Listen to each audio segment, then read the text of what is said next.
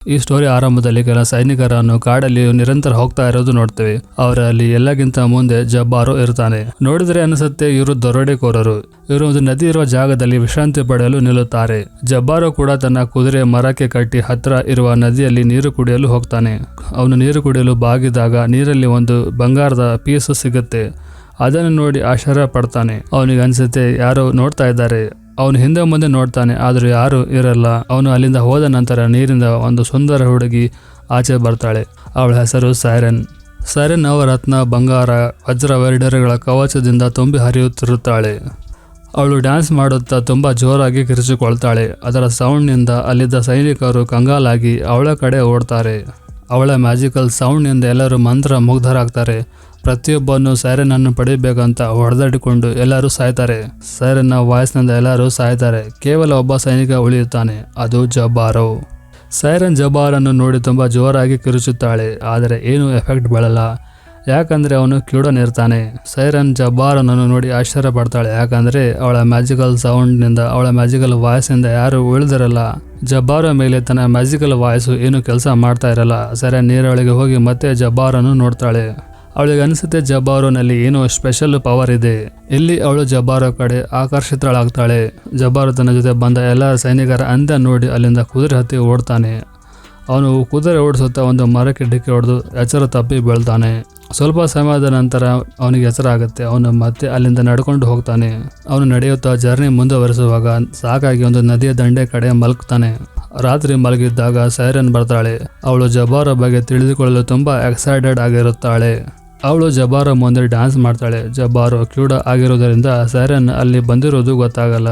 Siren dance ಮಾಡಿದ ನಂತರ ಅವಳ ಪಕ್ಕದಲ್ಲಿ ಮಲಗ್ತಾಳೆ. ಮರುದಿನ ಜಬ್ಬಾರು ಎಚ್ಚರ ಆದಾಗ ಸೈರನ್ ತನ್ನ ಪಕ್ಕದಲ್ಲಿ ನೋಡಿ ತುಂಬಾ ಶಾಕ್ ಆಗ್ತಾನೆ. ಯಾಕಂದ್ರೆ ಅವಳ ಇಡೀ ದೇಹ ಚಿನ್ನದಾಗಿರುತ್ತೆ ಮತ್ತು ವಜ್ರ ವೈಡೂರ್ಯ ನವರತ್ನಗಳೇ ಅವಳ ಬಟ್ಟೆ ಆಗಿರುತ್ತೆ.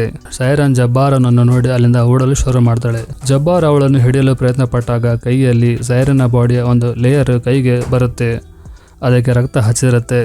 ಇಲ್ಲಿ ಇವರಿಬ್ಬರಿಗೆ ಗೊತ್ತಾಗುತ್ತೆ ಇವರಿಬ್ಬರು ಬೇರೆ ಪ್ರಪಂಚದವರು. ಈ ರಿಲೇಶನ್ಶಿಪ್ನಿಂದ ಯಾರಿಗೂ ಉಪಯೋಗ ಆಗಲ್ಲ. ಆದರೆ ಜಬ್ಬಾರು ಮನಸ್ಸಲ್ಲಿ ಬಂಗಾರ, ವಜ್ರ ವೈಡೂರ್ಯದ ಆಸೆ ಬರುತ್ತೆ. ಅವನು ಆ ಆಸೆಯಿಂದ ಸೈರನನ್ನು ಫಾಲೋ ಮಾಡ್ತಾನೆ. ಸೈರನ್ ನಡು ನೀರಲ್ಲಿ ಬಂದು ಡ್ಯಾನ್ಸ್ ಮಾಡ್ತಾಳೆ. ಅವನು ಕೂಡ ದಡದಲ್ಲಿ ನಿಂತುಕೊಳ್ತಾನೆ. ನಂತರ ಸೈರನ್ ಕೂಡ ಹತ್ತಿರ ಬರ್ತಾಳೆ. ಸೈರನ್ಗೆ ಕೂಡ ಜಬ್ಬಾರನನ್ನು ಪಡೆಯುವ, ತನ್ನವನ್ನು ಮಾಡಿಕೊಳ್ಳುವ ಅತಿಯಾದ ಆಸೆ ಬರುತ್ತೆ. ಇವರು ನೋಡ್ತಾನೆ ಬಹಳ ಬೇಗ ಹತ್ತಿರ ಆಗ್ತಾರೆ ಮತ್ತು ಕಿಸ್ ಮಾಡ್ತಾರೆ.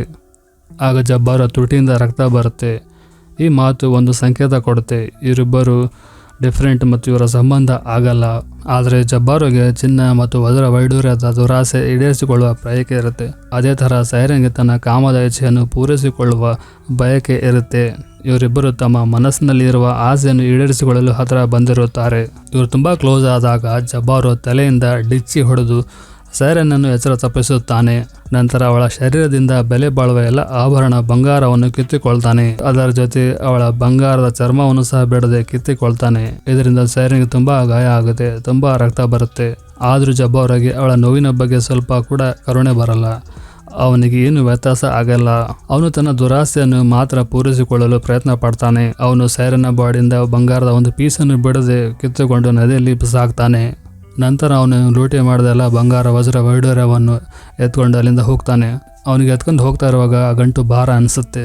ಆದರೂ ಅವನು ಬಿಡಲ್ಲ. ಯಾಕಂದರೆ ದುರಾಸೆ ಅವನಲ್ಲಿ ಹಾವಿಯಾಗಿರುತ್ತೆ. ಅವನಿಗೆ ಗೊತ್ತಿರುತ್ತೆ ಈ ಕಾಡಿಂದ ತಪ್ಪಿಸಿಕೊಂಡು ಹೋಗೋದು ಅಷ್ಟು ಸುಲಭವಲ್ಲ. ನಂತರ ಸೈರನ್ ಬಾಡಿ ತೋರಿಸ್ತಾರೆ. ಅದು ತೇಲುತ್ತಾ ತನ್ನ ಹೊಂಡದಲ್ಲಿ ಬರುತ್ತೆ.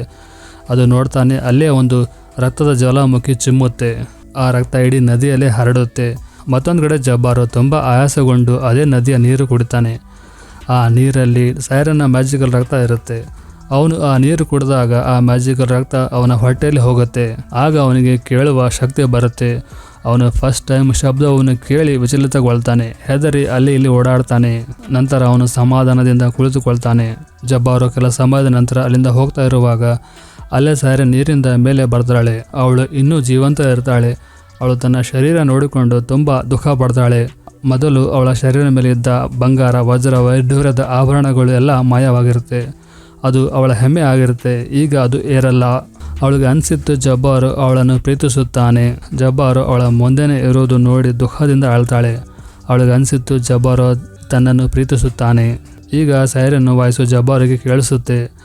ಅವನು ಮ್ಯಾಜಿಕಲ್ ವಾಯ್ಸ್ ಇಂದ ಅಟ್ರಾಕ್ಟ್ ಆಗಿ ಸೈರನ್ ಕಡೆ ಹೋಗ್ತಾನೆ. ಆಗ ಸೈರನ್ ಜೋರಾಗಿ ಕಿರಿಚಿಕೊಳ್ತಾಳೆ. ಆಗ ಅವನ ಕಥೆ ಕೂಡ ಅವನ ಜೊತೆ ಬಂದವರ ಹಾಗೆ ಆಗುತ್ತೆ. ಅವನ ನೀರಲ್ಲಿ ಮುಳುಗಿ ಸಾಯ್ತಾನೆ. ನೀರಿನ ಆಳದಲ್ಲಿ ಸಾವಿರಾರು ಮನುಷ್ಯರ ಮೂಳೆ ಬುರುಡೆ ಸಿಗುತ್ತೆ. ಇದರ ಅರ್ಥ ಸೈರನ್ ಇದಕ್ಕೂ ಮುಂಚೆ ತುಂಬಾ ಜನರನ್ನು ಕೊಂದಿದ್ದಾಳೆ. ಈಗ ಅವಳ ಹತ್ರ ಕೂಡ ಏನು ಇರಲ್ಲ, ತನ್ನ ಸೌಂದರ್ಯವೆಲ್ಲ ಕಳೆದು ಹೋಗಿರುತ್ತೆ.